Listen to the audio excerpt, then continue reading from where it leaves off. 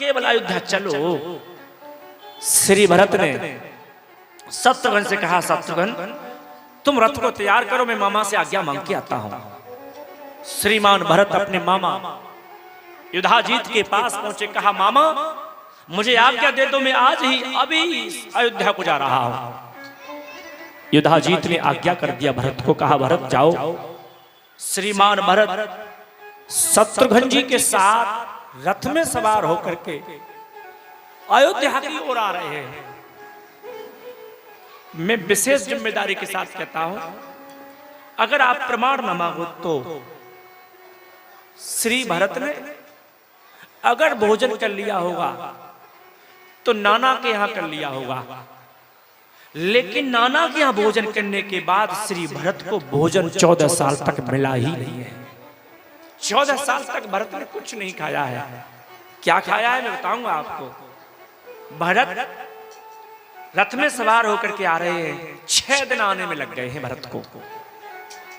6 दिन में भरत जब लौट करके आए हैं तो सारथी से कहा, सारथी मेरा रथ कैकेयी मैया के भवन की ओर ले चलो। कैकेयी के भवन की ओर रथ जाने लगा, लेकिन अयोध्या के नर नारी महात्मा भरत को कोई प्रणाम नहीं कर रहा है। सब मुंह फेर के खड़े हो जाते हैं। श्री भरत पूछते हैं, आज ये चहल पहल हमको डिस्टर्ब कर रही है बहुत। हम जानते हैं आरती का समय है, लेकिन ये डिस्टर्ब हो जाता है हमको। हाँ, बोल वृंदावन बिहारी लाल की जय हो। आज कथा को सुनते जाइएगा। श्री भरत का रथ कैकेयी मैया के भवन पर पहुंचा है। ये कैकेयी के भवन पर श्री भरत सबसे पहले क्यों गए? श्री भरत कैकेयी के भवन पर इसलिए गए क्योंकि भरत जानते थे कि जब भी मैं ननिहाल से आता था तो मेरा स्वागत करने के लिए बड़े भैया कैकेयी मैया के पास में ला करते थे।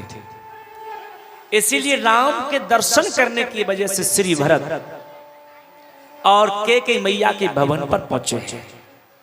आपने रामचरितमानस पढ़ी होगी किसी ने गौर से, तो मैं एक बात तुमको याद लगा देता हूं। जिस माता के पति की लाश घर में रखी हो, बलहा के लोग उत्तर दें, जिस माता के पति की लाश घर में रखी हो, क्या वो किसी की आरती कर सकती है? क्या लगता है? जिस मैया के पति की लाश घर में रखी है, क्या वह लाश, वह पत्नी, वह मां किसी की आरती कर सकती है? या जिसके पति की लाश रखी हो घर में, वह स्नान करके मांग में सिंदूर भर सकती है? नहीं साहब। लेकिन आप आश्चर्य करेंगे, मैया कैकेयी ने, मैया ने स्नान किया है और सुहाग के सारे चिन्ह पहने हैं मैया ने। किसी ने कैकेयी से कहा, कैकेयी तुम्हें लज्जा नहीं आती है? तुम्हारे पति की लाश महल में अभी रखी है, मांग में सिंदूर भर रही हो, आरती दीपक जला रही हो आप। कैकेयी का जवाब सुनिए। कैकेयी ने कहा, मेरे पति ने प्राण छोड़ दिए, मैं जानती हूं। मैं ये भी जानती हूं कि सारी अयोध्या मुझे गाली दे रही है, लेकिन आज मैं मांग में सिंदूर भर के आरती का थाल सजा करके भरत का स्वागत करने न गई, बिना मांग के सिंदूर के भरत के सामने पहुंच गई, बिना आरती का थाल लेकर के मैं पहुंच गई भरत के सामने, तो भरत मुझसे बोलने से पहले ही प्राण छोड़ देगा। क्योंकि भरत महात्मा है, संकेत में ही समझ जाएगा कि पिताजी नहीं रहे हैं, और मैं पति को खो चुकी हूं, अपने पुत्र को खोना नहीं चाहती हूं। मेरा तो जो होना था वो हो गया, लेकिन मेरे बेटे के प्राण बच जाए, मैं यही काम करना चाहती हूं। मैं कैकेयी मैया ने आरती का थाल सजाया है और आरती का थाल सजा करके महात्मा भरत का स्वागत करने चली हैं। सज आरती मुदित उठ धाई। बाबा तुलसीदास लिख रहे हैं, मां के चेहरे पे उदासी नहीं है, मां हंस रही है। कभी केकई का चरित्र पढ़ लेना साहब। कभी महादेव ने कालकूट विष पिया था, मेरी मां ने अयोध्या का विष पी के रख लिया है अपने अंदर। अगर केकई न होती, राम वनवास न होता, राम वनवास न होता तो रावण कुंभकर्ण का मरण नहीं होता। इसीलिए मेरी मां वनवास को देख करके गालियों का प्याला पीती है, जहर का प्याला पी रही है रोजाना, और हंसती हुई भरत के सामने पहुंची। बाबा लिख रहे हैं गंभीरता के साथ में, सज आरती मुदित उठ धाई, और द्वार ही भेंट भवन ले आई। मैया आरती का थाल लेकर के दरवाजे पर आई है। महात्मा भरत की आरती उतारी है। आरती उतार करके हाथ पकड़ के मैया महल में भरत को ले गई है। अब तक भरत को ये एहसास नहीं होने दिया कि कुछ हो गया है। श्री भरत से पूछा, भरत तेरे नाना कैसे हैं बेटा? मैया नाना ठीक हैं। मामा कैसे हैं तेरे? मैया मामा भी ठीक हैं, तेरी याद करते हैं। लेकिन श्री भरत ने ननिहाल का जब परिचय दे दिया, तब श्री भरत कहते हैं, मां मैंने तेरे मायके का तो समाचार दे दिया है, अब तू मेरे मायके का समाचार दे दे कि मेरे परिवार में सब कैसे हैं। कि मोहि कहो कहो कहाँ तात, कहाँ सब माता, और कहाँ सिया राम लखन प्रिय भ्राता। मैया मेरे पिताजी कहाँ हैं? मेरे बड़े भैया राम कहाँ हैं? मेरा छोटा लखन कहाँ है? मेरी बड़ी भाभी सीता कहाँ है? जैसे ही ये कहा, केकई ने कथा सुनाना प्रारंभ कर दिया। कहा, बेटे चिंता की कोई बात नहीं है। क्यों? सकल बात तुम्हें लाल सवारी, और भई मंथरा सहाय बिचारी। बेटे घबराने की कोई बात नहीं है, क्योंकि मैंने सारा काम बना लिया, और सारा काम बनाने में मेरी सहायता मंथरा ने की है। और जैसे ही मंथरा का नाम लिया, भरत के शंका की सुई घूमने लगी। भरत ने कहा, मां तुम्हारी सहायता करने के लिए घर में पिताजी नहीं थे? तुम्हारी सहायता करने के लिए बड़ी मैया नहीं थी? तुम्हारी सहायता करने के लिए राम भैया लखन भैया नहीं थे? ऐसा कौन सा काम तुमने किया जो तुम्हें सहायता मंथरा से लेना पड़ा? क्या शेरनी की सहायता, क्या शेरनी की सहायता सियारनी करेंगी? क्या गरुड़ को जाल में से मच्छर निकालेंगे? मां अगर मेरी मां शेरनी थी तो मंथरा की औकात नहीं है कि तुम्हारी सहायता कर सकती थी। लेकिन ऐसा कौन सा काम तुमने किया जो तुम्हें मंथरा का सहारा लेना पड़ा? केकई कहते हैं, बेटे चिंता की बात नहीं है, मैंने तेरे लिए राजगद्दी मांग ली है। राजगद्दी? क्यों मैया, बड़े भैया घर में नहीं थे क्या? केकई कहती हैं, बेटे मैंने तेरे पिता के पास 2 वचन थे, और दोनों वचन मांग लिए। क्या? पहले वरदान में तेरे लिए राज तिलक मांगा, और दूसरे वरदान में राम को 14 वर्ष का वनवास मांगा है मैंने। और जैसे राम वनवास सुना है, भरत 4 कदम पीछे हट गए। और केकई कहती है, सारे काम बनाने में एक काम बिगड़ गया। क्या? कि कछु बात विध बीच बिगारे, और भूपत सुरोपति पुरोपग धार्यो। देखिएगा साहब, कच्छप शब्द आया है। अगर आप मानस को गंभीरता से पढ़ते तो कच्छप शब्द बोली है मां केकई। कुछ काम बिगड़ गया बेटे, कुछ। मैं आपसे पूछना चाहता हूं, जिस मां का पति स्वर्गवासी हो जाए उसका कुछ काम बिगड़ता है कि सब कुछ बिगड़ जाता है? लेकिन केकई कहती है, कछुक बात विध बीच बिगारे, और भूपत सुरपते पुरोपग धारे। बेटे कुछ काम बिगड़ गया। क्या? कि राजा दशरथ ने प्राण छोड़ दिए हैं। तुम्हारे पिताजी ने प्राण छोड़ दिए हैं। जैसे ही पिता का मरण, भैया का वनगमन सुना है, महात्मा भरत बेहोश होकर धड़ाम सीधे धरती पर। बहुत देर तक महात्मा भरत को होश नहीं आया है। थोड़ी देर के बाद में, ये बेटियां इधर बात ना करें, दीपक जलाती जाओ। जैसे ही भरत को होश आया, श्री भरत उठ के खड़े हो गए और कैकेयी को दूर खड़े होकर देखने लगे। नजर भर के कैकेयी को देखा। कैकेयी ने कहा, बेटी क्या देखते हो मेरी ओर? श्री भरत कहते हैं, मैं देखना चाहता हूं कि तू मेरी मां है या कोई डाहिन सामने खड़ी है। मेरी मां नहीं हो सकती। क्यों? कि धीरज धर भर ले उसासा और पापिन सबही भात कुल नासा। ए पापनी कुल कलंकनी, हे डायन, तूने मेरा परिवार खा लिया पूरा। तेरे लोभ के चक्कर में मेरे पिताजी स्वर्गवासी हो गए, मेरे बड़े भैया वनवासी हो गए। वरदान मांगते समय तू मर क्यों नहीं गई थी? अच्छा होता जिस दिन मेरा जन्म हुआ था, मेरा गला ईंट करके, गला दबा करके तू मेरे प्राण निकाल देती, तो आज ये दिन मुझे देखना नहीं पड़ता। बर्मागत और भई नहीं पीरा और करे न जी मोह पर न कीरा। तेरे हृदय के टुकड़े क्यों नहीं हो गए?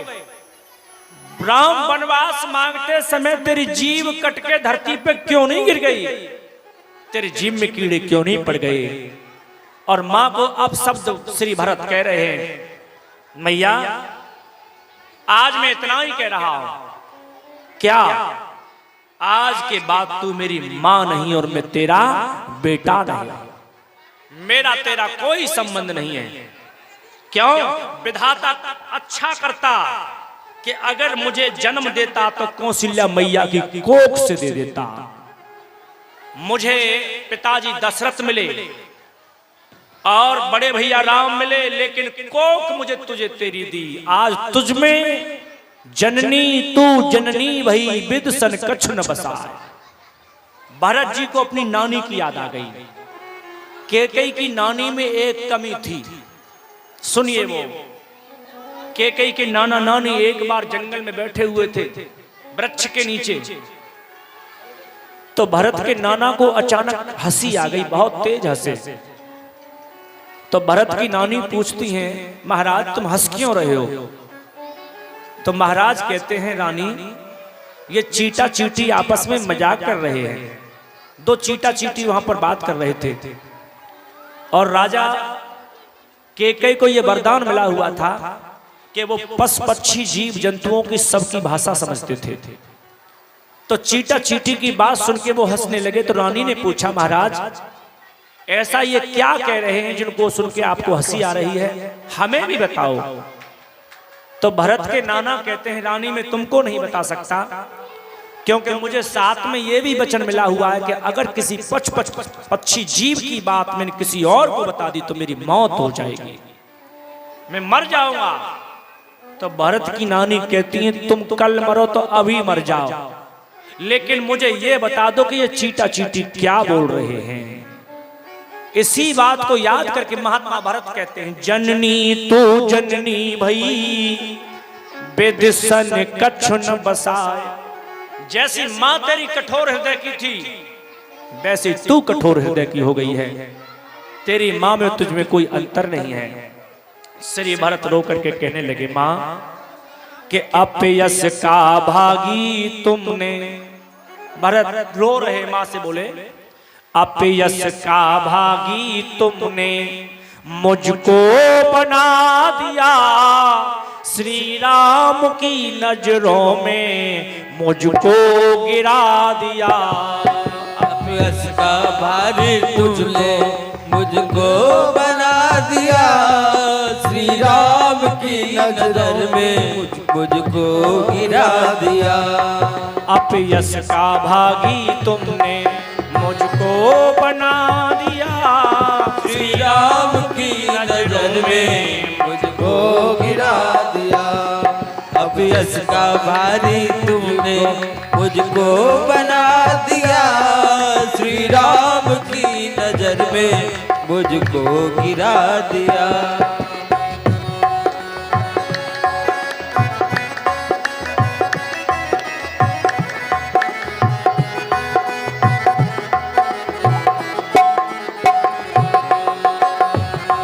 वर मांगने से पहले क्यों ना तू माँ मरी, क्यों ना तू माँ मरी। वर मांगने से पहले क्यों तू ना माँ मरी, क्यों तू ना माँ मरी। वर मांगने से पहले क्यों ना तू माँ परी, क्यों ना तू माँ मरी। वर मांगने से पहले क्यों ना तू माँ मरी, क्या ना तू माँ मरी। रघुकुल के कुल में तूने, रघुकुल के कुल में तूने कालिख लगा दिया, श्री राम की नजरों में मुझको गिरा दिया।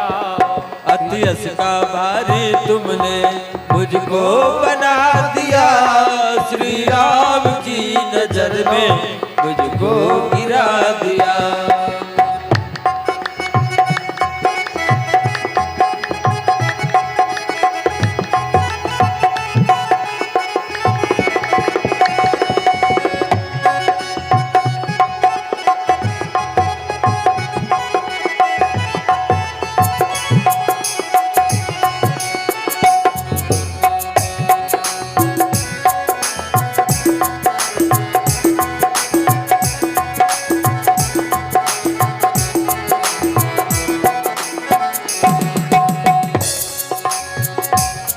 दशरथ पिता मिले थे श्री राम से भाई, श्री राम से भाई। दशरथ के सामने थे श्री राम के भाई, श्री राम के भाई। दशरथ पिता मिले थे श्री राम से भाई, श्री राम से भाई। दशरथ के सामने थे श्री राम से भाई, श्री राम से भाई। विधना ने पैदा फिर क्यों, विधना ने पैदा फिर क्यों तेरी कोख से किया, श्री राम की नजरों में मुझको गिरा दिया। अपयश का भारी मुझको बना दिया, श्री राम की नजर में मुझको गिरा दिया।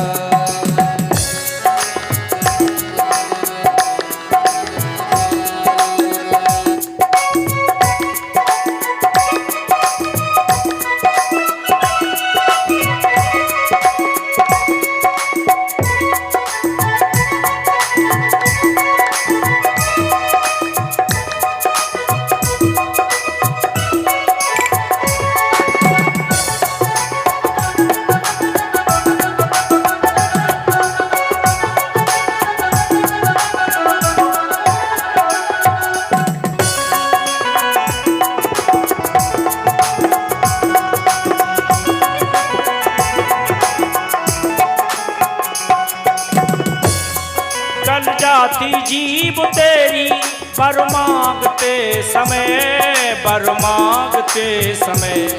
गल जाती जीव तेरी बर मांगते समय, बर मांगते समय।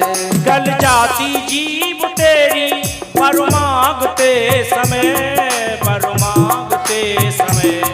गल जाती जीव तेरी बर मांगते समय, बर मांगते समय। टुकड़े हुए ना दिल के, टुकड़े हुए ना दिल के पाषाण कर लिया, श्री राम की नजरों में मुझको गिरा दिया। अपयश का भारी तुमने मुझको बना दिया, श्री राम की नजर में मुझको गिरा दिया। श्री राम की नजरों में वो गिरा दिया, श्री राम जी की नजरों से मुझको गिरा दिया। बोलो लखन सिया रामचंद्र भगवान की जय हो। अपयश का भागी तुमने मुझको बना दिया, श्री राम की नजरों में मुझको गिरा दिया। भरत जी ने मैया का त्याग कर दिया, कहा कि आज के बाद मैं तेरा बेटा नहीं हूं, तू मेरी मां नहीं है। श्री भरत शत्रुघ्न को लेकर के महल से बाहर निकलने वाले थे, तब तक मंथरा श्रृंगार करके आ गई, बसन विभूषण विविध बनाई। देखिएगा कितना षड्यंत्र रचा था मंथरा ने कि जिस घर में राजा की लाश रखी हुई है उस घर की दासी श्रृंगार करके आई है। और जैसे ही मंथरा को श्रृंगार किए हुए आते हुए देखा, मंथरा यह सोच रही थी कि आज भरत मुझे इनाम देंगे क्योंकि मैंने उन्हें राजा बना दिया है। लेकिन भरत ने तो कुछ नहीं कहा। भरत के पीछे छोटे भाई चल रहे थे, शत्रुघ्न जी महाराज। पूरी रामचरितमानस में शत्रुघ्न ने किसी को भी नहीं मारा है, लेकिन जैसे ही मंथरा को श्रृंगार करते हुए देखा है, आते हुए देखा, क्रोध के आवेश में लखन का छोटा भाई आ गया और हम गिलात तक कुंवर मारा और पर मोह भर मही करत पुकारा। एक लात का प्रहार किया है मंथरा के ऊपर। रघुवंश में कोई क्षत्रिय नारी पर लात नहीं मारता था, लेकिन शत्रुघ्न जी को आवेश आ गया और लात का प्रहार कर दिया।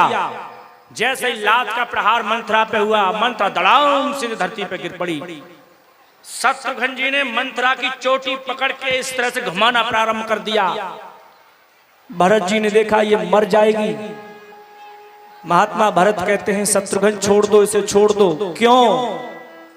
अपना ही सिक्का खोटा नहीं होता तो ये दिन क्यों देखने पड़ते। मंथरा का कोई दोष नहीं है। अगर मेरी मैया इसकी बातों में ना आती तो ये क्या कर लेती। भैया छोड़ दो इसे। शत्रुघ्न जी और श्री भरत मंथरा को छोड़ के चले। अब आप केवल आंख बंद करके चित्र देखिएगा कि घटना घट कैसे रही है। आज श्री भरत कौशल्या मैया के पास चले हैं और जिस दिन कौशल्या से भरत मिले हैं उस दिन राम वनवास को जाए हुए 18 दिन हो गए हैं। फिर गौर से समझना, श्री भरत जिस दिन कौशल्या मैया से मिलने जा रहे हैं उस दिन 18 दिन हो गए हैं और 18 दिन से कौशल्या मैया ने अन्न ग्रहण नहीं किया है। कोई दासी जल पिला देती है तो मेरी बूढ़ी मां जल पी लेती है, लेकिन भोजन नहीं किया। महल के दरवाजे पर बैठी हुई हैं, रास्ते की ओर देखती हैं कि भरत आएगा और मेरा भरत मेरे समाचार लेगा।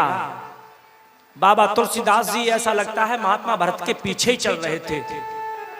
भरत जी कौशल्या मैया की तरफ जा रहे हैं, लेकिन बाबा तुलसीदास जी ने कमाल कर दिया कि भरत ही देखे मां तो उठ धाई और मूर्छित अवने परिजा खाई।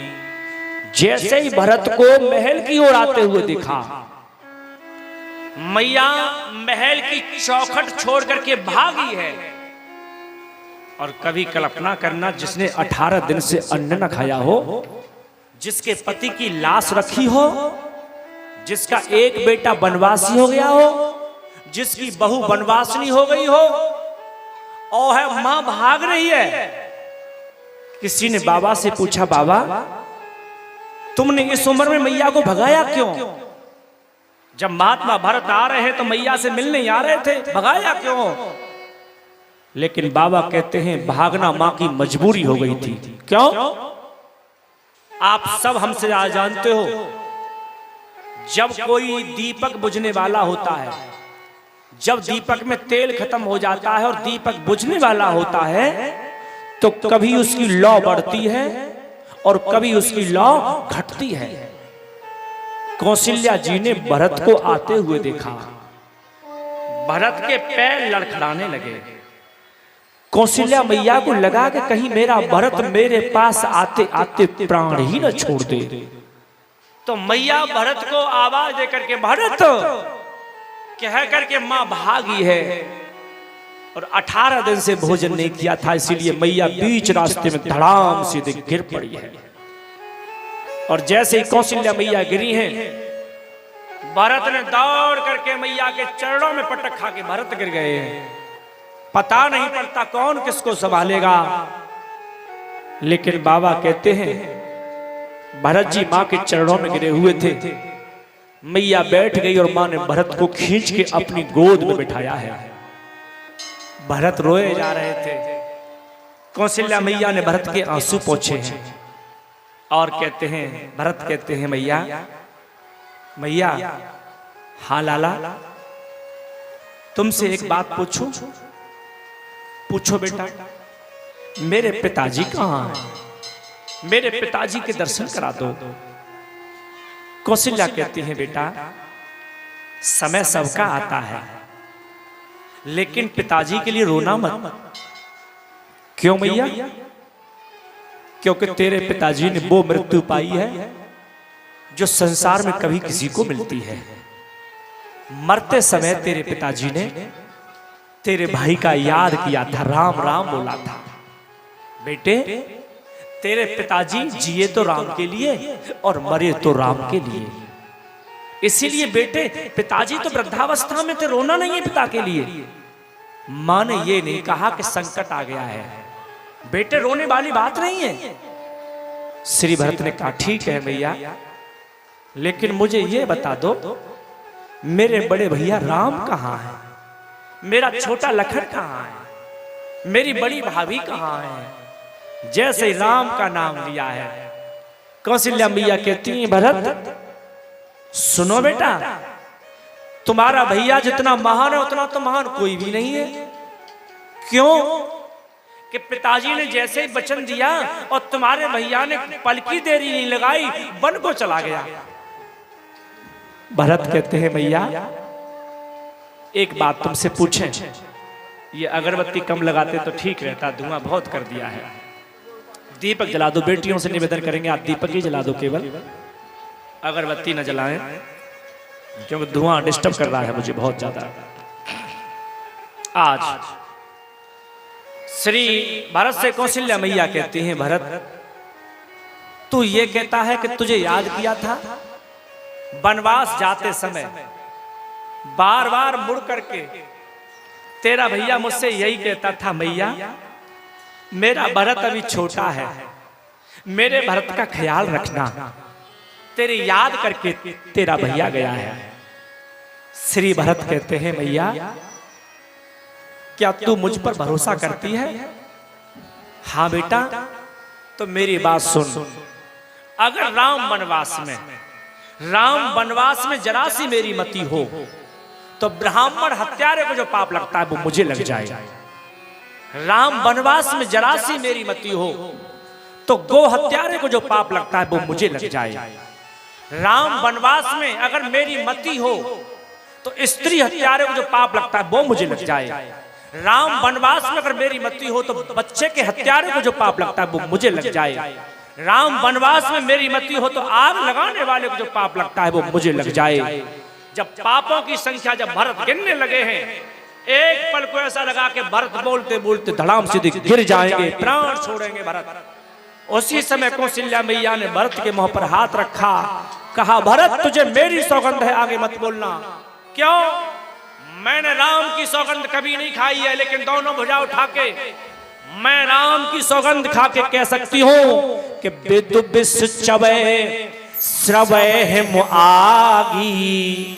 चंद्रमा से आग टपके तो टपक जाए और होए बार चर बार बिरागी। चंद्रमा से आग टपके तो वो चंद्रमा से विष टपके तो टपक जाए, बर्फ से आग निकले तो निकल जाए, मछली बिना जल के जिंदा रहे तो रह ले, लेकिन मैं राम की सौगंध खा के कहती हूं कि मेरा भरत कभी राम के विरोधी में नहीं जा सकता है, राम विरोधी कभी नहीं हो सकता है। जैसे कौशल्या जी ने प्रतिज्ञा की है भरत के लिए, उसी समय भरत ने पैर पकड़ लिए, कहा मां अब चाहे सारा संसार मुझे गाली दे, अब मुझे कोई गम नहीं है, जब मेरी मां कौशल्या मेरे साथ है। आज जिस समय वार्तालाप हो रहा था उसी समय महात्मा वशिष्ठ का आगमन हुआ और वशिष्ठ ने आकर के श्री भरत से कहा, भरत रोने का समय नहीं है, अब तुम्हारे पिता की लाश रखी हुई है, शरीर रखा हुआ है, इसीलिए चिता बना करके दाह संस्कार करो। अब सुनिए गंभीर बात, जैसे गुरुदेव ने आज्ञा कर दिया, महात्मा भरत शत्रुघ्न जी से कहते हैं, शत्रुघ्न सरयू के किनारे पिताजी के लिए चिता बनवाई जाए। शत्रुघ्न जी सरयू के किनारे चिता बनवाने चले तो कौशल्या मैया ने हाथ जोड़ के श्री भरत से कहा, भरत कभी मैंने तुझसे कुछ मांगा नहीं है, अगर तुझसे कुछ मांगू तो तू मुझे दे देगा। भरत कहते हैं, मेरी मां तू तो मेरे प्राण मांग ले तो प्राण दे दूंगा। कौशल्या कहते हैं, भरत अंतिम निवेदन तुझसे कर रही हूं कि जहां तेरे पिताजी की चिता बन रही है वहीं बगल में एक चिता और बनवा दे, एक चिता और बनवा दे। श्री भरत कहते हैं, मैया ये दूसरी चिता किसके लिए बनवा दूं? कौशल्या कहती हैं, भरत अब देख मैं बूढ़ी हो गई हूं, तेरा भैया बन को चला गया, तेरे पिताजी स्वर्गवासी हो गए, अब मेरा मन जिंदा रहने के लिए करता नहीं है, मैं चाहती हूं तेरे पिताजी के साथ ही जल करके राख हो जाऊं। श्री भरत ने आंखों के आंसू पोंछ लिए, कहा, मैया ठीक है तेरी आज्ञा निभाता हूं। और शत्रुघ्न से कहता हूं, शत्रुघ्न पिताजी के बगल में एक चिता बना दो, लेकिन चिता थोड़ी बड़ी बना देना। कौशल्या जी कहती हैं, ये बड़ी चिता क्यों बनवा रहा है, मैं तो बहुत सूखी हूं। श्री भरत कहते हैं, मैया तेरे कहने से मैंने चिता बनाने की आज्ञा दे दी है, लेकिन एक निवेदन मेरा है, जब तू चिता में बैठे तो मुझ पापी भरत को गोद में लेकर के बैठ जाना। तू चिता में बैठे मैं रोकूंगा नहीं, लेकिन मुझ पापी भरत को गोद में लेकर के बैठ जाना, क्योंकि मैं भी जिंदा नहीं रहना चाहता हूं। जैसे ही भरत ने कहा, मैया मुझे गोद में लेके बैठ जाना, कौशल्या मैया समझ गई जिंदा नहीं रहेगा। शत्रुघ्न को मना कर दिया। पिता का दाह संस्कार हुआ है साहब, सरजू के किनारे पिताजी का दाह संस्कार करके महात्मा भरत राज दरबार में लौट करके आए हैं। आज राजा की गद्दी खाली पड़ी हुई है। गुरुजी संचालन दरबार का करने लगे। गुरुजी ने कहा, महामंत्रियों आप सबकी राय और तीनों राजमाताओं की राय से मैं कहना चाहता हूं कि केकई ने राजा दशरथ से वरदान मांगा था, वो राज तिलक भरत के लिए मांगा था, इसीलिए हम आज भरत को राजा बनाने की घोषणा करते हैं। जैसे ही राजगद्दी भरत के लिए बात हुई, महात्मा भरत दरबार में खड़े हो गए। महात्मा भरत ने कहा, गुरुदेव आपकी आज्ञा निभाना मेरा धर्म है, लेकिन ये बताओ कि मेरी मैया ने वरदान मांगे कैसे थे? पहला वरदान कौन सा मांगा था? कि पहला वरदान मांगा था कि भरत को राज तिलक, और दूसरा वरदान तुम्हारे भैया को वनवास मांगा था। तो भरत कहते हैं, तुम्हारे होते हुए अयोध्या में अन्याय कैसे हो गया? पहला वरदान भरत का राज तिलक था, तो पहले भरत राजा बनता, उसके बाद राम वनवास को जाते, लेकिन भरत राजा बना नहीं है और मेरा भैया वन को चला गया, ये कैसे हो गया? मैया ने भी कहा भरत से, भरत तुम गद्दी पर बैठ जाओ। तो भरत एक ही बात बोले हैं, मां तेरी आज्ञा निभाने के लिए मैं गद्दी पर तो बैठ जाऊंगा, लेकिन तेरी सौगंध खा के कहता हूं कि रसा रसातल जाए जब ही। मैया जैसे ही मैं गद्दी पर बैठूंगा, तेरी सौगंध खा के कहता हूं पृथ्वी रसातल को चली जाएगी। क्यों? क्योंकि धरती सबका भार सहन कर सकती है, लेकिन मेरे जैसे पापी का भार गद्दी सहन नहीं कर सकती है, इसीलिए मैं चला जाऊंगा।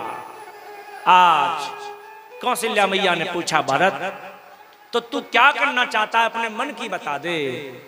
भरत कहते हैं, मैया अगर मेरे मन की बात सुनना चाहती है तो सुनो कि चित्रकूट जाने को जी चाहता है, चित्रकूट जाने का जी चाहता है, चित्रकूट जाने का जी चाहता है, चित्रकूट जाने को जी चाहता है, चित्रकूट जाने का जी चाहता है।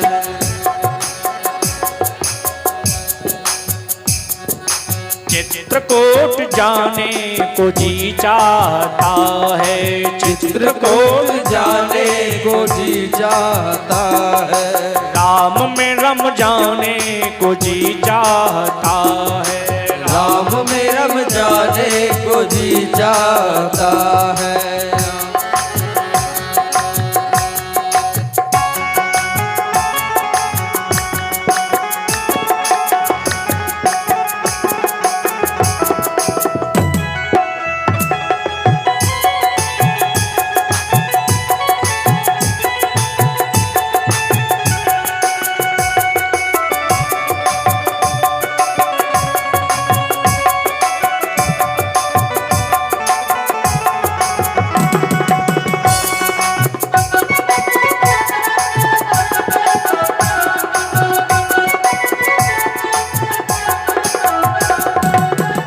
चित्रकूट में राम जी रमत है, चित्रकूट में राम जी रमत है, चित्रकूट में राम जी रमत है, चित्रकूट में राम जी रमत है, राम में रम जाने को जी चाहता है, राम में रम जाने को जी चाहता है, चित्रकूट जाने को जी चाहता है, चित्रकूट जाने को जी चाहता है, राम से मिल जाने को जी चाहता है, राम से मिल जाने को जी चाहता है।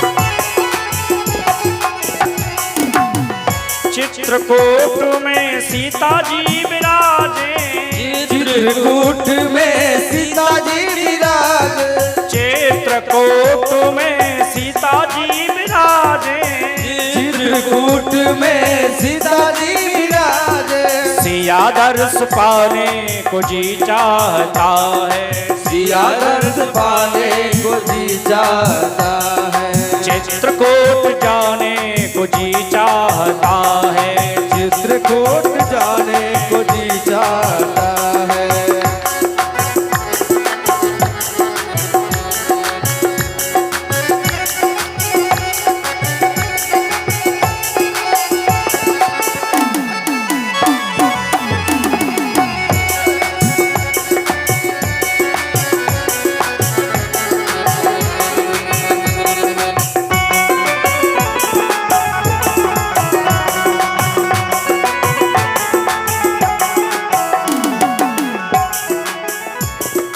चित्रकूट में मंदाकिनी बहत है, चित्रकूट में मंदाकिनी बहत है, चित्रकूट में मंदाकिनी बहत है, चित्रकूट में मंदाकिनी बहत है, मंदाकिनी नहाने को जी चाहता है, मंदाकिनी नहाने को जी चाहता है, चित्रकूट जाने को जी चाहता है, चित्रकूट जाने को जी चाहता है, राम में मिल जाने को जी चाहता है, राम में मिल जाने को जी चाहता है। बोलो बोलो लखन सिया रामचंद्र भगवान की जय हो। राधा रानी सरकार की जय हो। राधे राधे। श्री भरत कहते हैं मां मैं चित्रकूट जाना चाहता हूं, अपने भैया को मना के लाऊंगा। कौशल्या जी कहती हैं भरत क्या तुझे विश्वास है कि तेरे कहने से राम लौट आएगा? भरत कहते हैं भैया मैं अपने बड़े भैया की आदत जानता हूं। क्यों? वो मुझसे बहुत प्यार करते हैं। अगर मैं जाकर के उनके पैर पकड़ लूंगा और क्षमा मांगूंगा तो मुझे क्षमा कर देंगे वो। कैसे कह सकता है तू? श्री भरत बचपन की बात कहते हैं मां एक बार हम सरजू के किनारे दोनों भैया खेल रहे थे। अच्छा हम छोटे छोटे से थे, खेल रहे थे और खेल खेलते समय मैं हारने लगा था, बड़े भैया जीतने लगे थे। तो जब राम को ये पता पड़ गया था कि मेरा भरत हार रहा है तो मैया मुझे हारता हुआ देख करके बड़े भैया खुद ही हार गए और मुझे जिता दिया था। हारे खेल जितावो मोई। इसीलिए मैया हर खेल में भैया हारे हैं मैं जीता हूं, लेकिन मुझे क्या पता था कि जीवन का सच्चा खेल होगा तब भैया जीत जाएंगे और मैं हार जाऊंगा। इसीलिए मैया बड़े भैया को मनाने जाऊंगा मैं। कौशल्या कहती है ठीक है भरत। रथ की तैयारी करवाने लगे भरत। मैयाओं के लिए रथ तैयार किए हैं, गुरु जी के लिए रथ तैयार किया, चतुरंगिणी सेना चली है साहब। और जिस समय कौशल्या मैया रथ में बैठी हैं, एक रथ तो कौशल्या मैया के लिए तैयार था, एक सुमित्रा जी के लिए तैयार था, लेकिन केकई के लिए कोई रथ तैयार नहीं करवाया। केकई को पता पड़ गया था महल में कि भरत राम को मनाने जा रहा है। बड़ी दीदी जा रही है, कौशल्या सुमित्रा भी जा रही है। तो केकई मैया भागी है और भागी है। तब तक क्या देखा, कौशल्या मैया रथ में बैठ चुकी थी। केकई हाथ जोड़ के कौशल्या के सामने खड़ी हो गई। कहा दीदी मुझे कहने का तो अधिकार नहीं रहा है, मुझे आपसे बात करने का तो अधिकार नहीं रहा है, लेकिन तुम राम की जननी हो, तुम बड़ी हो। मैं केकई आपके सामने हाथ जोड़ के एक निवेदन करती हूं कि मुझे भी तुम अपने साथ ले चलो। कौशल्या जी ने कहा साथ ले चलो क्या मतलब, पीछे रथ तैयार नहीं है तेरा? क्योंकि कौशल्या ये सोच रही थी कि मेरे पीछे सुमित्रा के पीछे केकई का रथ होगा। कौशल्या जी ने कहा केकई तुम्हारा रथ तैयार नहीं है पीछे? केकई कहती हैं तुम्हारे बेटे ने मेरे लिए रथ तैयार नहीं किया है। कौशल्या जी कहती हैं केकई भरत से जाके कह दो रथ तैयार कर देगा। केकई कहती है मैं नहीं कह सकती उससे, क्योंकि वो मुझे मां नहीं मानता है। कौशल्या जी ने कहा सेवक से सेवक जाओ मेरे भरत को बुला के लाओ। कौशल्या जी के सामने भरत आए, हाथ जोड़ लिए, कहा मां हमें बुलाया है तुमने? कौशल्या ने कहा भरत अगर मुझे अपने साथ ले जाना चाहता है तो राम की मैया भी साथ जाएगी, केकई के लिए भी रथ तैयार करो। श्री भरत कहते हैं मैया इस पापिनी को मैं साथ ले जाना नहीं चाहता। क्यों? इसी ने वनवास मेरे भैया को दिया है। अगर ये वहां तक जाएगी तो मेरे भैया को न जाने कहां भेज देगी। कौशल्या जी ने कहा अगर जाएंगी तो तीनों माताएं जाएंगी, वरना मैं भी रथ छोड़ के जा रही हूं। श्री भरत ने केकई के लिए रथ तैयार करा दिया और भरत रथ लेकर के सेना के साथ श्रृंगवेरपुर पहुंचे हैं। और श्रृंगवेरपुर के राजा निषाद को पता पड़ गया कि भरत सेना लेकर के आ रहे हैं, लेकिन उसका अर्थ उल्टा लगा लिया। निषाद ने मन में यह सोचा कि भरत राम को अकेले में मारने जा रहे हैं सेना लेकर के। निषाद ने तुरंत अपनी श्रृंगवेरपुर नगरी में घोषणा करवा दी, सभी सैनिक धनुष बाण लेकर के तैयार हो जाओ। इस केकई के बेटे ने क्या सोच लिया है कि चित्रकूट में राम लखन अकेले रहते हैं तो घेर के मार देंगे। निषाद कहता है प्राण शरीर में रहेंगे तब तक सौगंध महादेव दिखा के कहते हैं कि केकई के बेटा भरत को हम चित्रकूट तक नहीं पहुंचने देंगे। सभी सैनिक तैयार हो जाएं।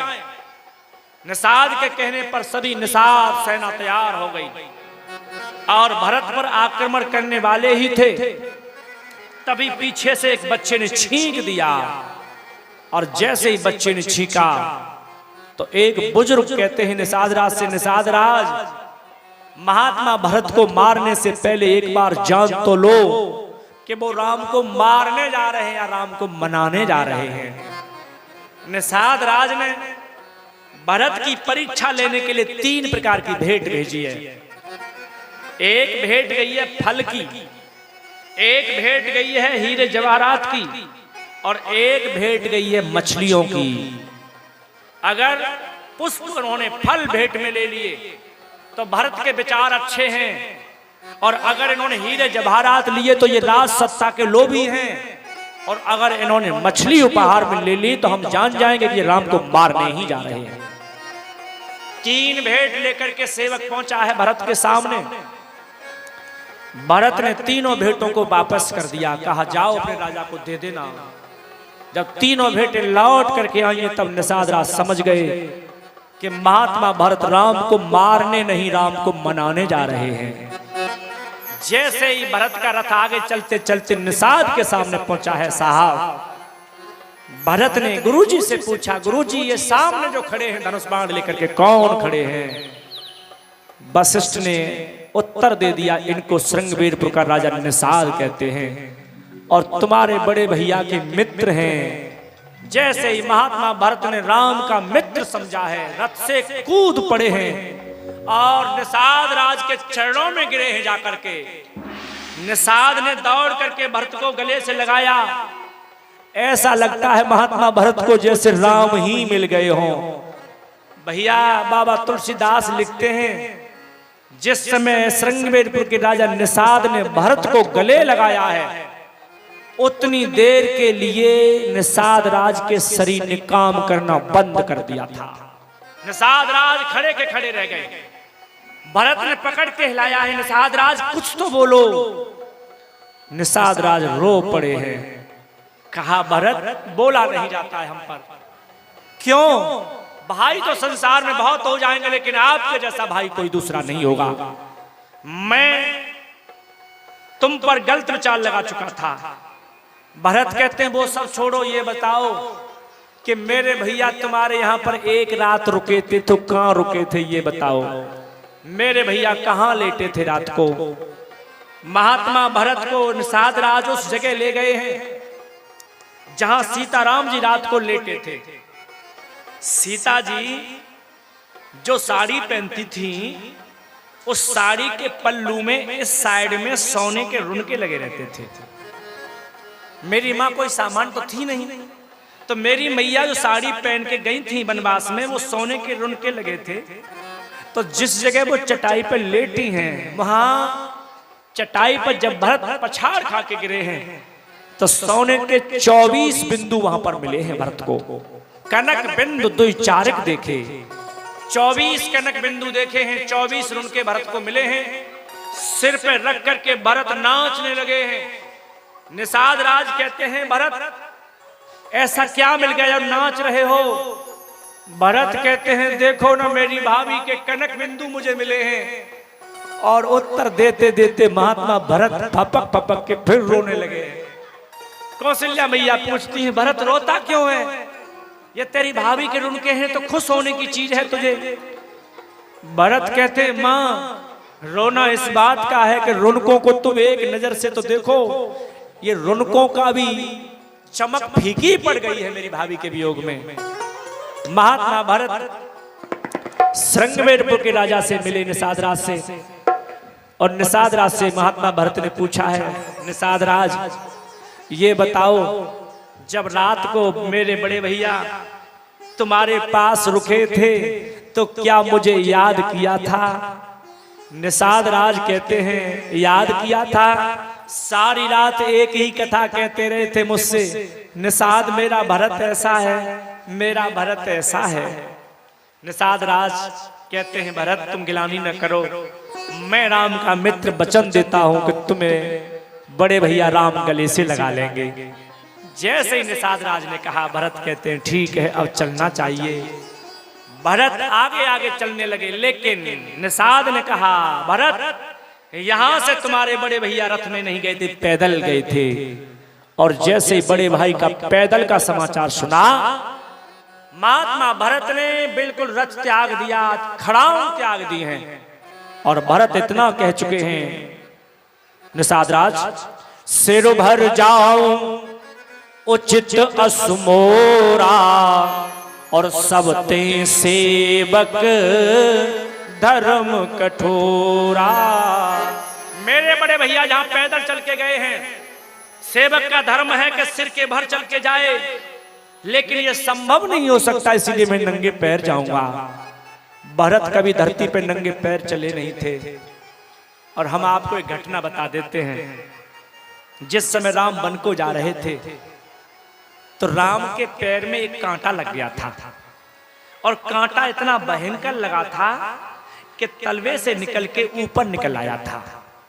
राम के जब कांटा लगा तो राम जी रोने लगे। सीता जी ने पूछा, प्रभु रोते क्यों हो? क्या कांटे से इतना दर्द हो रहा है कि तुम्हें रोना आ रहा है? राम जी कहते हैं, किशोरी जानकी, रोना इस बात का नहीं है कि इस कांटे ने मेरा पैर फाड़ दिया है। रोना इस बात का है कि ये कांटा अगर मुझे लगा है कोई बात नहीं, अगर मेरे भरत को लग गया तो मेरा भरत इसको सहन नहीं कर पाएगा। इसीलिए कांटा निकालते समय राम ने धरती माँ से कहा, धरती माँ जितना कठोर बनना है तो तुम मेरे लिए बन जाना, लेकिन जिस दिन मेरा भरत आए उस दिन कठोर मत बन जाना, कोमल बन जाना, सारे कांटे छुपा लेना अपने अंदर। महात्मा भरत जब चले हैं, धरती कोमल हो गई, आकाश में बादलों ने छाया कर ली है, और महात्मा भरत के नंगे पैरों में फफोले पड़ गए हैं। किसी गांव नगर से महात्मा भरत गुजरते हैं, गांव के नर नारी देख करके भरत को विकल हो जाते हैं। और बाबा तो यहाँ तक लिखते हैं कि जीव जंतुओं ने, मृगों ने, शेरों ने भरत को देखा है तो हिंसा छोड़ करके महात्मा भरत के सामने रास्ते में खड़े हो जाते हैं। ऐसा भरत का प्रेम है। सभी गांव के लोग महात्मा भरत को प्रणाम कर रहे हैं जाते हुए। हमारा भाव कहता है, एक बार तुम भी राम के छोटे भाई को मन से प्रणाम करो, भावना के साथ में, कि प्रेम की राह बताने वाले प्रभु राम प्रेम मत वाले, तुम्हें लाखों प्रणाम, तुम्हें लाखों प्रणाम। बताने वाले प्रभु राम प्रेम मत वाले, तुमको लाखों प्रणाम, तुमको लाखों प्रणाम, लाखों प्रणाम, तुम लाखों प्रणाम, तुम लाखों प्रणाम।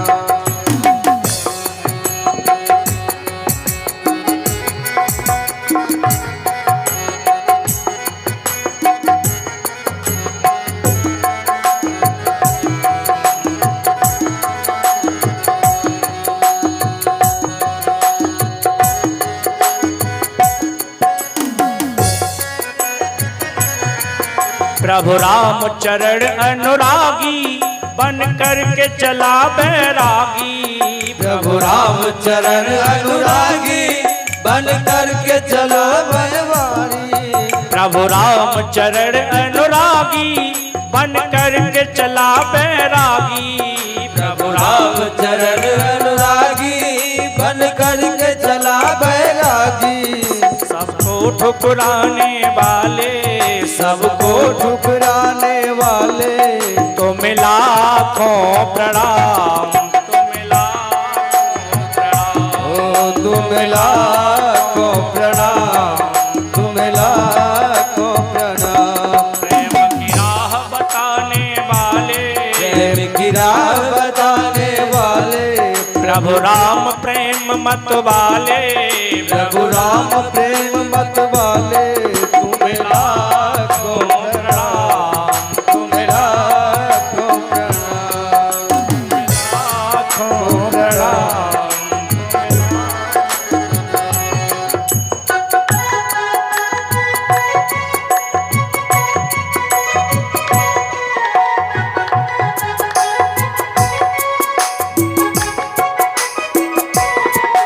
आप यश का पी कर प्याला हो करके चला मत वाला।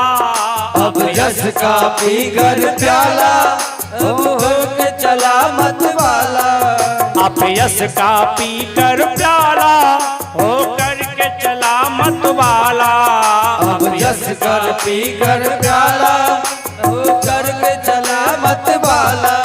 कुल हंस कहाने वाले कुल हंस कहाने वाले तुम्हें लाखों प्रणाम, तुम्हें लाखों प्रणाम। तुम लाखों प्रणाम, तुम लाखों प्रणाम। की राह बताने वाले प्रभु राह बताने मत वाले तुम लाखों प्रणाम, तुम लाखों प्रणाम।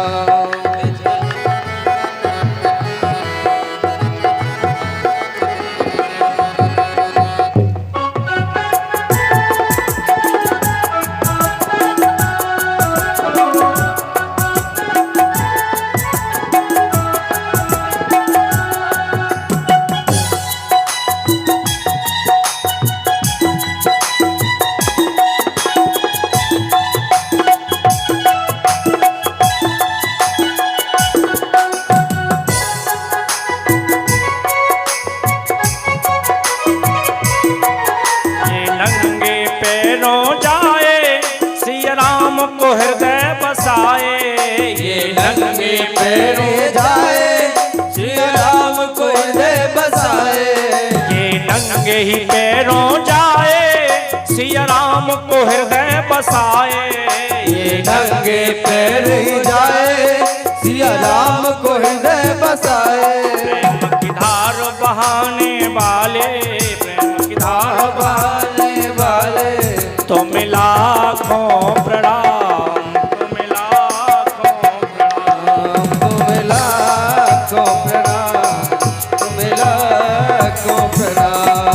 प्रेम की राह बताने वाले, प्रेम की राह बताने वाले प्रभु राम के प्रेम मत वाले तुमको लाखों प्रणाम, तुम्हें लाखों प्रणाम, तुम्हें लाखों प्रणाम, तुम्हें लाखों प्रणाम। बोलो लखन सिया रामचंद्र भगवान की जय हो, राधा रानी सरकार की जय हो। राधे राधे। श्री भरत चित्रकूट की ओर जा रहे हैं। अब हम आपको थोड़ी देर को चित्रकूट में लेके चलते हैं, वहां क्या हो रहा था। इधर श्री भरत राम को मनाने जा रहे हैं, उधर चित्रकूट में क्या हो रहा है वो सुनिएगा। एक दिन की बात, रात के 12 बजे थे, अंधियारी रात थी, दूर दूर तक कुछ दिखाई नहीं दे रहा था। श्री लखनलाल, मान लीजिए इस मंदिर के पास में कुटी है और जहां हम बैठे इतनी दूर लखन बैठते थे, धनुष बाण लेकर के। रात के 12 बज रहे थे। कुटी में राम जी और जानकी जी लेटे हुए थे। श्री लखनलाल धनुष बाण लेकर के रक्षा कर रहे थे बाहर। अचानक रात के 12 बजे अंधियारी रात में रोने की आवाज आने लगी, जोर जोर से, बहुत जोर से रोने की आवाज जब आई तो जानकी जी की नींद खुल गई। जानकी जी की नींद खुली तो देखा कि प्रभु तो कुटी में लेटे ही नहीं है। जानकी जी दंग रह गई, प्रभु कहां चले गए। जानकी जी प्रभु को ढूंढने के लिए बाहर निकली हैं और अचंभित इस बात में है कि रो कौन रहा है चित्रकूट में आज रात के 12 बजे। जानकी जी श्री लखन के पास पहुंची और कहा, लखन जी भाभी तुम रो रहे हो? नहीं तो भाभी मैं नहीं रो रहा हूं। तो फिर ये रोने की आवाज कहां से आ रही है? और कुटी में तुम्हारे भैया भी नहीं है, कौन रो रहा है रात के 12 बजे चित्रकूट में? लखन कहते हैं भाभी, रोने की आवाज तो मुझे भी सुनाई दी थी, लेकिन मैंने ध्यान नहीं दिया था उस पर। लेकिन ये पता करो रो कौन रहा है और भैया कहाँ है? आज देवर भाभी रात के 12 बजे अंधियारी रात में प्रभु को ढूंढने निकल पड़े चित्रकूट पर। सब जगह देखा लेकिन प्रभु कहीं नहीं मिले। कुटी के पीछे जाकर के जब जानकी जी ने देखा, श्री राम रोए जा रहे थे बैठे बैठे कुटी के पीछे। जानकी जी ने पूछा, प्रभु आप रो रहे हैं? क्यों रो रहे हैं आप? तुम तो कहते थे कि मैं कभी रोता नहीं हूं, क्यों रो रहे हो? क्या तुम्हें पिताजी की याद आ रही है? भाव सुनिएगा, क्या तुम्हें पिताजी की याद आ रही है? राम जी कहते हैं, जानकी मुझे पिताजी की याद नहीं आ रही। तो मैं समझ गई, तो फिर तुम्हें किसकी याद आ रही है? मैं समझ गई, बड़ी मैया कौशल्या की याद आ रही होगी। राम जी कहते हैं, सीते मुझे कौशल्या की भी याद नहीं आ रही, बड़ी मैया की याद नहीं आ रही मुझे। तो फिर तो तुम्हें सुमित्रा मैया की याद आई होगी। राम जी कहते हैं, किशोरी मुझे सुमित्रा मैया की भी याद नहीं आ रही है। तो फिर कैकेयी मैया की याद करके रो रहे हो? श्री राम कहते हैं, जानकी मुझे कैकेयी मैया की भी याद नहीं आ रही है। जानकी कहती है, तो फिर तुम्हें किसकी याद आई रात के 12 बजे? आधी रात को किसकी याद आ रही है? तुम रो रहे हो। श्री राम फपक फपक के रो पड़े और जानकी जी से कहते हैं, जानकी भरत की याद सताती है, भरत की याद सताती है, भरत की याद सताती है, भरत की याद सताती है, भरत की याद सताती है। भरत बिना अब सुनो जानकी, भरत बिना अब सुनो जानकी, नींद नहीं आती है, भरत की याद सताती है, भरत की याद सताती है।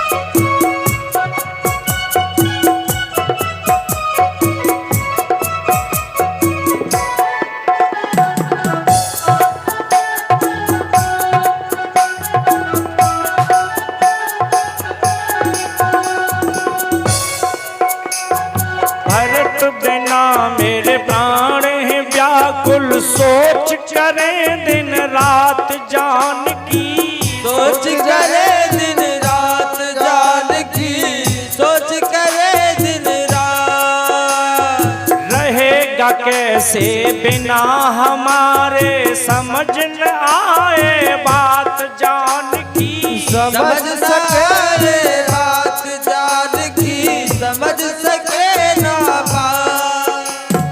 अब तक मुझको खबर मिली ना, अब तक मुझको खबर मिली ना, आई पाती है भरत की याद सताती है, भरत की याद सताती है, भरत की याद सताती है।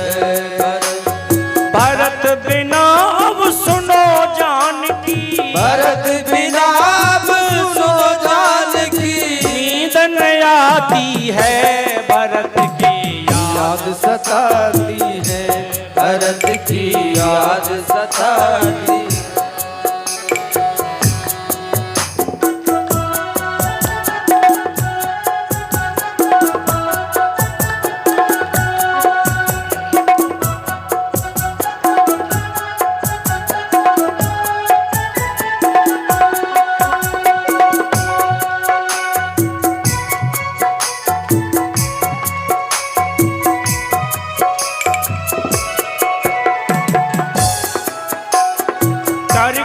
याद भरत भैया की हरदम बहता नीर जानकी। हरदम बहता नीर जानकी, हरदम रहता वीर। राम गवन बन सुन के देवी होगा बहुत अधीर जानकी। होगा बहुत अधीर जानकी, होगा बहुत अधीर। इसी सोच में डूबा रहता, इसी सोच में डूबा रहता। दिन और राती है भरत की याद सताती है। भरत की याद सताती है, भरत की याद सताती है।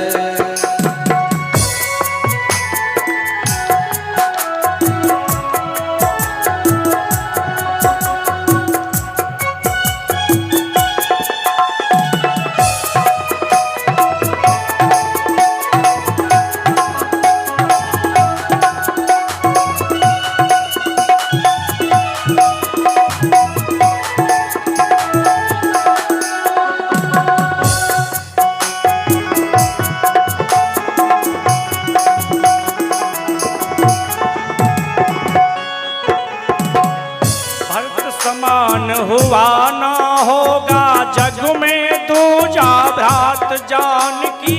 जग में दूजा भ्रात जानकी, जग में दूजा भ्रात। भरत समान हुआ ना होगा जग में दूजा भ्रात जानकी। जग में दूजा भ्रात जानकी, जग में दूजा भ्रात।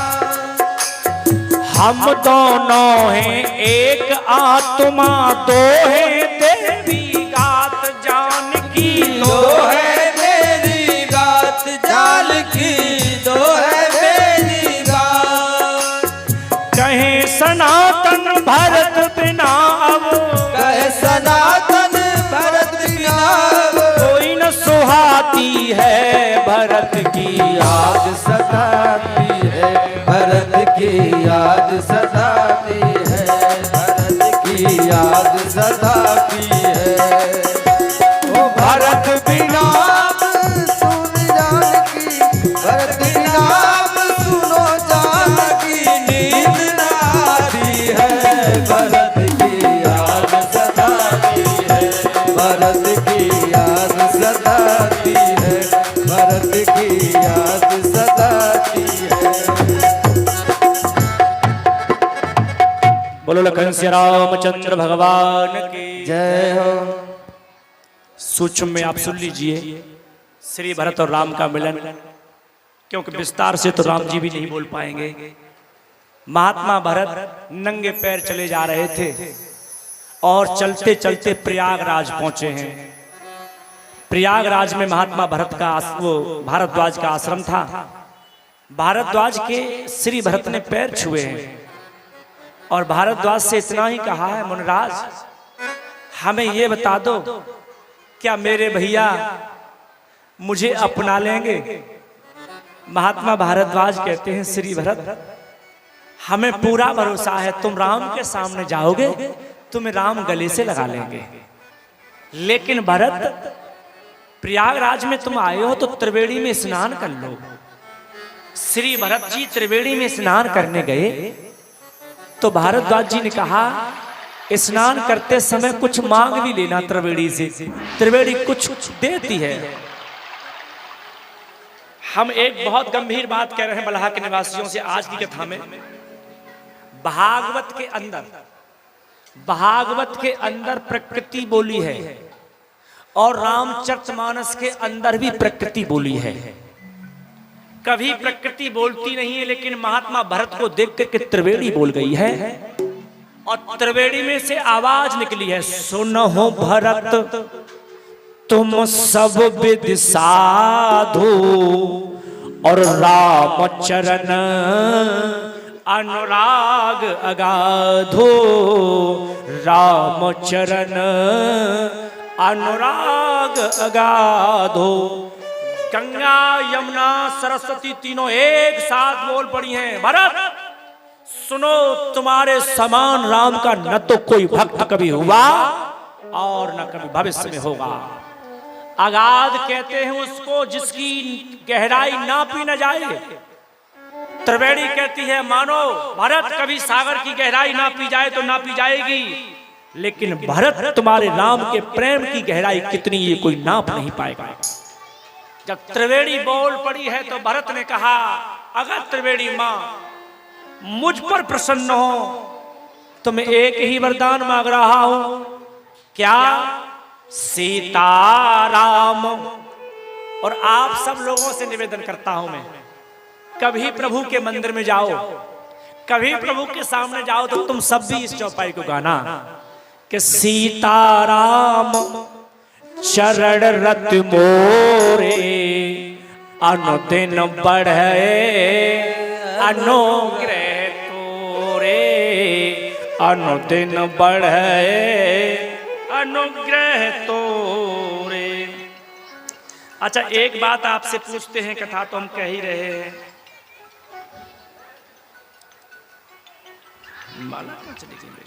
सीताराम चरण मोरे अनुदिन बढ़े अनुग्रह तोरे। एक बात हम तुम सबसे पूछ रहे हैं,